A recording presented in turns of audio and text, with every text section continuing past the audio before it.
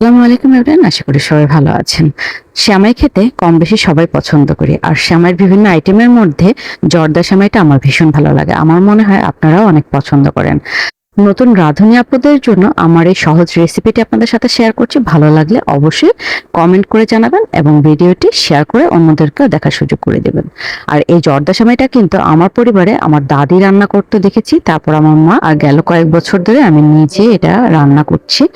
জর্দা সেমাই রান্না করার জন্য আমাদের দরকার হবে লালি সেমাইটা। আমি এটা কুলসুম ব্র্যান্ডের নিয়েছি। পানের অথবা অন্য ব্র্যান্ডেও এই লাল সেমাইটা পাওয়া যায়, আপনাদের পছন্দ মতো আপনারা নিয়ে নেবেন।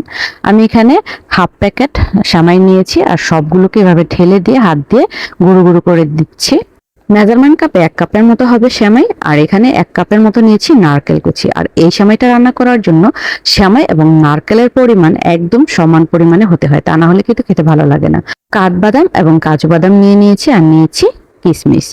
আমি এখানে শুকনো খোলায় এই সেমাইগুলোকে কিছুক্ষণ লাল লাল করে ভেজে নেব, আর অনবরত নেড়েচেড়ে কিন্তু সেমাইগুলোকে ভেজে নিতে হবে, আর না হলে কিন্তু পোড়া লেগে কালচে হয়ে যাবে, দেখতেও ভালো লাগবে না আর খেতেও ভালো লাগবে না। তো আমি এটাকে ভালোভাবে নেড়েচেড়ে মিশিয়ে নিচ্ছি। আর এই ফাঁকে বলে দিচ্ছি, যারা এখনো আমার পেজটিকে ফলো করেনি প্লিজ আমার পেজটিকে ফলো করে দিবেন, আর ভালো লাগলে আমার ইউটিউব চ্যানেলটিও ঘুরে আসতে পারেন। ভাজা হয়ে গেছে, লাল লাল করে ভেজে নিয়েছি। অন্য একটি পাত্রে এটাকে ট্রান্সফার করে নিলাম। চুলাটাকে অফ করে দিয়েছি।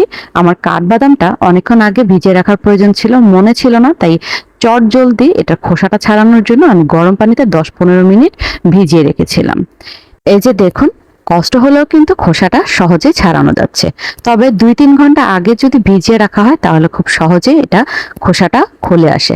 আর আপনারা যদি আমার মতো ভুলে যান তাহলে একটু গরম পানিতে 10-15 মিনিট ভিজিয়ে রাখবেন, তাহলে খুব সহজেই খোসাটাকে এভাবে ছাড়িয়ে নিতে পারবেন। তো সবগুলো কাঠবাদামকে আমি ছোট ছোট করে এভাবে কেটে নিচ্ছি, দেখতেই পাচ্ছেন কিভাবে কেটে নিলাম।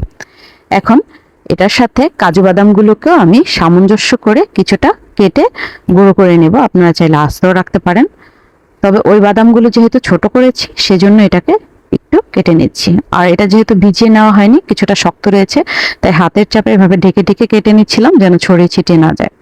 সবগুলো বাদাম একটা পাত্রে নিয়ে নিয়েছি। এখন চলে যাচ্ছি রান্নাতে। যে পাত্রে আমি সেমাইগুলোকে ভেজে নিয়েছিলাম সেই একই পাত্রে আমি এখন দিয়ে দিচ্ছি 1 চা চামচ পরিমাণে ঘি। আর রান্না করার জন্য প্রাণের ঘিটা আমার ভীষণ ভালো লাগে, আমি সবসময় প্রাণের ঘিটাই ব্যবহার করি।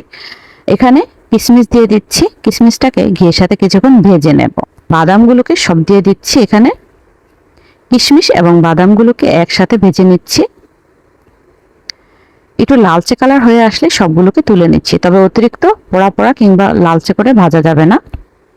এখন আরো 2 চা চামচ পরিমাণে ঘি দিয়ে দিচ্ছি। আপনারা চাইলে সম্পূর্ণ সেমাইটা ঘি দিয়ে রান্না করতে পারেন, তবে আমি এখানে আরো 2 চা চামচ পরিমাণে দিয়ে দিচ্ছি সয়াবিন তেল। সয়াবিন তেল এবং ঘি অর্ধেক অর্ধেক করে নিয়েছি। এখানে ছোট্ট এক টুকরা তেজপাতা, 2 টুকরো ছোট ছোট দারচিনি এবং 2টা এলাচ দিয়ে দিয়েছি।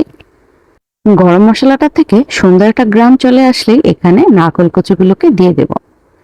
নারকেলটাকে খুব ভালোভাবে নেড়ে চেড়ে ঘিয়ের সাথে ভেজে নিতে হবে, কারণ আমি নারকেলগুলোকে কুড়িয়ে ডিপ ফ্রিজে সংরক্ষণ করে রাখি। তো এটা যেহেতু আইস ছিল, ভালোভাবে ভেজে নিলে এটার যে পানি পানি ভাব সেটা চলে যাবে।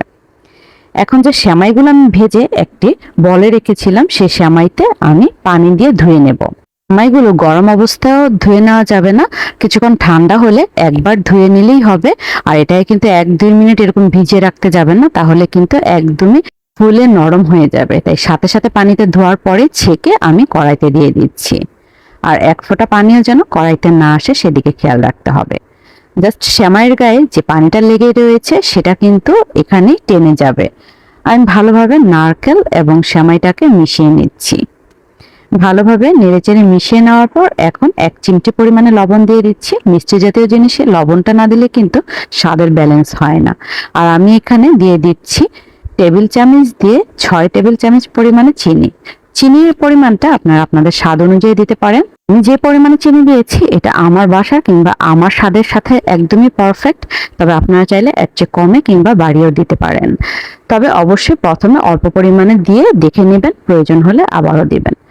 এই পর্যায়ে এসে কিন্তু খুব ভালোভাবে সেমাইয়ের গায়ে পানিটা শুকিয়ে গিয়েছে। আমি ভেজে রাখা কিশমিশ এবং বাদামগুলোকে ঢেলে দিয়ে আরো কিছুক্ষণ নেড়ে চেড়ে নিচ্ছি। একদমই এটা মাখা মাখা হয়ে যাবে এবং এটার গায়ের পানিটা শুকে যাবে। রান্নাটা কিন্তু রেডি। আর কালারটাও দেখুন, অনেকেই কিন্তু এই জর্দা সেমাইটা রান্না করার জন্য জর্দা কালার কিংবা ফুড কালার ইউজ করে থাকেন। আমি কিন্তু কোনো প্রকার ফুড কালার কিংবা জর্দার কালার দিইনি, সেটা আপনারা দেখতেই পেরেছেন। আর কোনো রকম রং ছাড়াই কালারটা এরকম সুন্দর এসেছে। বন্ধুরা, দেখা হচ্ছে পরবর্তী ভিডিওতে। সে পর্যন্ত সবাই ভালো থাকবেন। আল্লাহ হাফেজ।